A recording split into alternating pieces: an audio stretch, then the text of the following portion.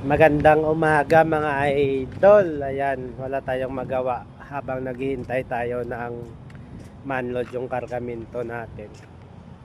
Bigay muna tayo ng konting tip. Ayan, nakasiti yung sasakyan natin, ganun mga idol. Ayan, ganyan ka ano. Kasi yung bagong simento hindi natin mapakan to, baka masira. Ayan yung position. Kita nyo dito yung ulo ng sasakyan natin. Tapos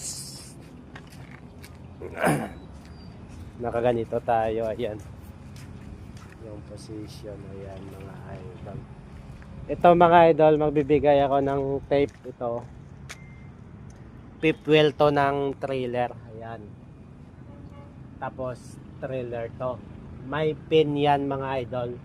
Pag pumasok sa fifth wheel, mag lock.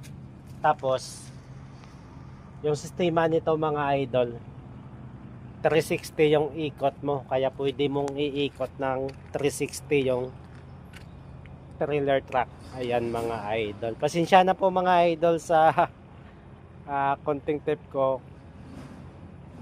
Hindi tayo masyado expert magbigay ng konting kalaman, sana maintindihan nyo mga idol. Yan lang po mga idol. Ayan yung position natin, nakasiti tayo. Yan lang po mga idol. Once again, magandang umaga. Ingat po tayo sa ating mga biyahe. Bye bye bye.